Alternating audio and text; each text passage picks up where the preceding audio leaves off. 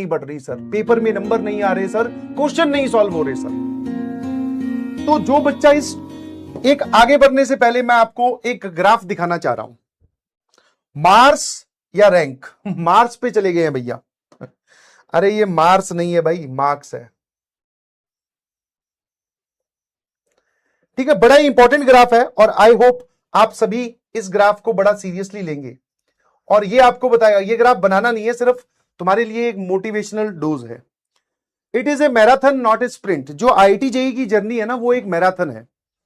मतलब कि आपको इसमें स्टेमिना बचा कर रखना है, थकना नहीं है, रुकना नहीं है, आराम आराम से चलते जाओ।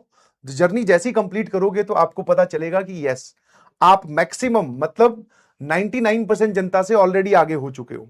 अब आपका कंपटीशन सिर्फ 1% जनता से बचेगा अगर आप जर्नी कंप्लीट करते हो तो। ठीक है, और सर इधर हमारी मार्क्स या फिर रैंक, और इस तरफ हमारी स्ट्रगल या फिर हार्डवर्क।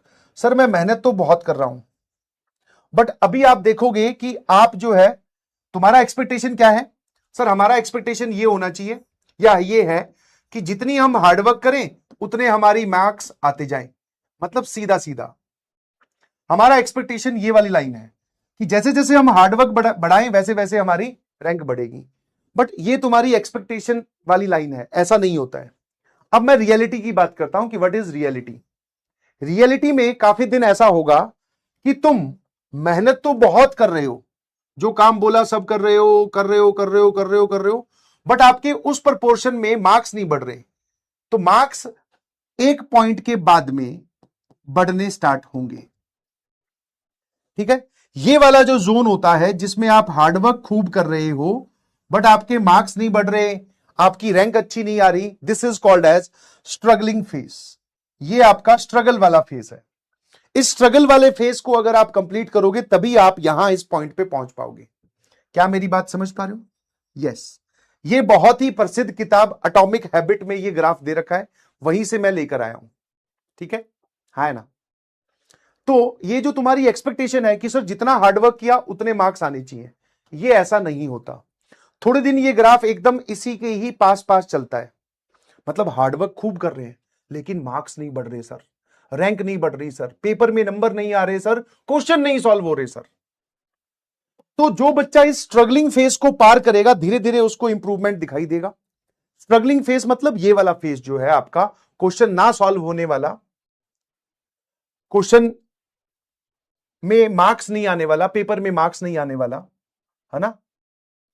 ये जो फेज है अगर आप इसको पार कर लोगे तो आप यहां तक जरूर पहुंचोगे। फिर आपको अपने आप में इंप्रूवमेंट दिखाई देगा और जो तुम्हारी एक्सपेक्टेशन थी, जितनी तुम सोच रहे थे, तुम उसको भी सर पास कर जाओगे, क्लियर कर जाओगे। तो सर इस ग्राफ को दिखाने का आपका मेन मोटिव क्या है? मेन मोटिव यह है कि भाई बहुत सारे बच्चे इस स्ट्रगलिंग फेज में गिव अप कर देते हैं, इस स्ट्रगलिंग फेज में गिव अप कर देते हैं। तो आपको गिव अप नहीं करना है। Stay away from give up. बोले मैं कोई गिव अप नहीं करूंगा, मैं अपने लेक्चर्स रोज अटेंड करूंगा, मैं अपने क्लास के नोट्स जरूर बनाऊंगा, मैं अगली क्लास में जाने से पहले रिवाइज करके जरूर जाऊंगा, जो टीचर ने हमें होमवर्क दिया है वो होमवर्क कंप्लीट करने की कोशिश करूंगा, बैकलॉग नहीं बनने दूंगा। This is the struggling phase. कितने लोगों को बात समझ में आती है? और समझ में आती है तो यस सर लिखकर भेजो या एसएमजे लिखकर भेजो कि यस सर। तो दिस इज द रियलिटी। ठीक है, अब धीरे धीरे तुम्हें बोला था ना कि 10th से 11th में जाओगे तो चेंजेस होंगे, धीरे धीरे आपको चेंजेस महसूस हो रहे होंगे। मेरे ख्याल से आपने सेट थ्योरी इन डेप्थ इतने सारे सवालों के साथ पढ़ा है तो थोड़ा सा आपको फील आया होगा कि यस सर, कि कंपिटिटिव एग्जाम के लिए कैसे पढ़ा जाता है। हाँ है ना? समझ में आया? Feel I? अब ये धीरे धीरे फील बढ़ेगी अभी। और अभी आप अगले चैप्टर में जाओगे तो वो बड़ा चैप्टर है, उसमें बहुत सारे मल्टीपल कॉन्सेप्ट्स हैं, बहुत रंग बिरंगी बातें हम लोग करेंगे। रंग बिरंगी मतलब मल्टी लेवल कॉन्सेप्ट्स देखने वाले हैं। एक सवाल में मल्टीपल कॉन्सेप्ट्स लग रहे होंगे, वो क्वेश्चंस भी देखेंगे। ठीक है, और भी क्वेश्चंस हम सॉल्व करेंगे, इनइक्वालिटी देखेंगे, बहुत सारी चीजें हम देखेंगे।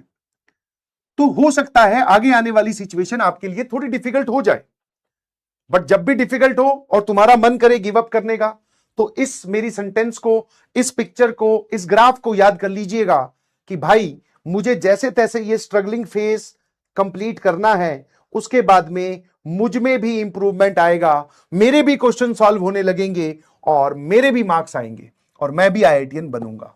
समझे? बस ये छोटी सी बात मैं आपको समझाना चाह रहा हूं। आई होप इतनी सी बात आप समझते हैं। एंजॉय करते हुए पढ़ाई करनी है भाई, बिल्कुल परेशान नहीं होना है।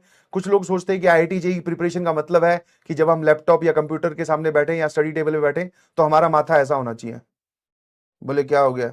बोले आईआईटी जेईई की प्रिपरेशन कर रहा हूं। तो बोले ऐसे क्यों मुंह बना रखा है? बोले सीरियस हूं ना। भाई सीरियस, सीरियस ऐसे नहीं, सीरियस अपने काम के लिए होना है, और जो कि खुश रह के भी होया जा सकता है ना? यस।